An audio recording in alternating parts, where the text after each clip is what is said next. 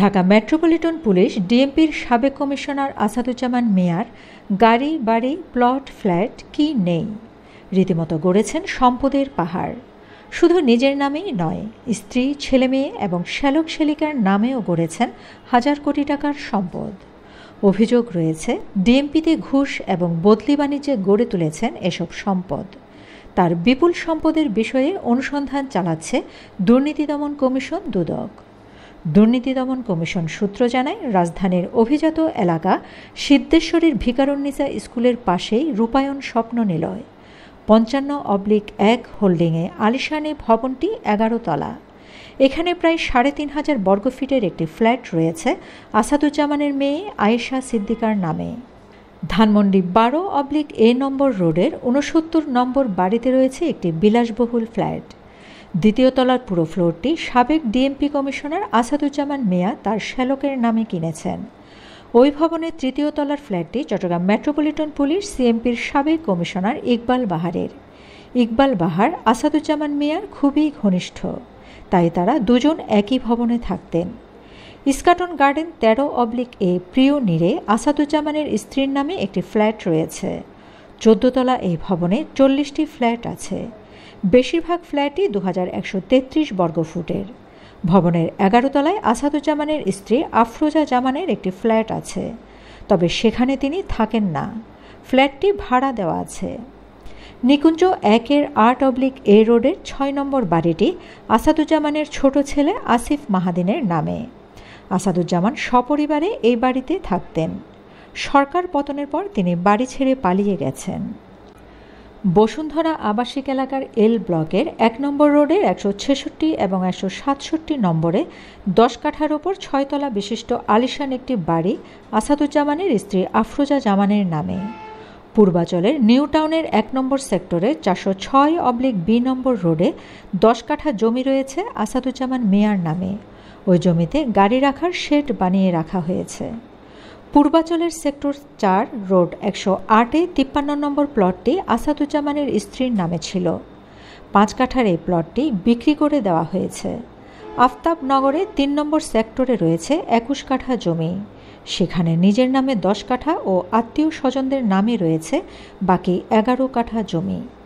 আসাদুজ্জামান মিয়ার স্ত্রী আফরোজা জামানের নামে ঢাকা ছাড়াও ফরিদপুর ও নারায়ণগঞ্জে বিপুল সম্পদ রয়েছে।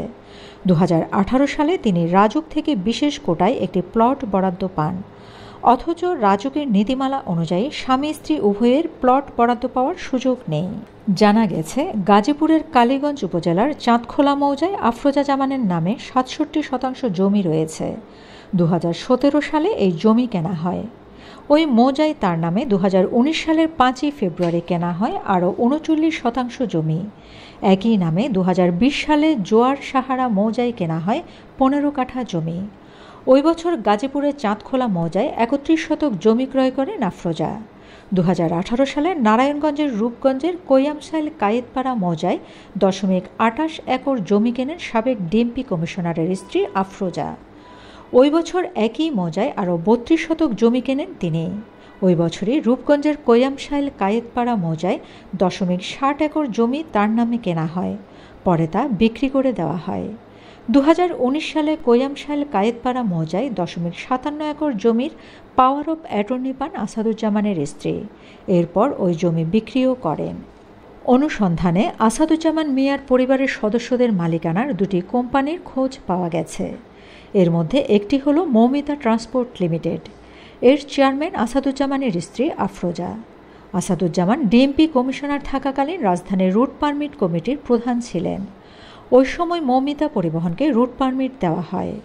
মৌমিতা ট্রান্সপোর্ট লিমিটেডের ভাইস চেয়ারম্যান হারিসুর রহমান সোহান হলেন আসাদুজ্জামানের শ্যালক।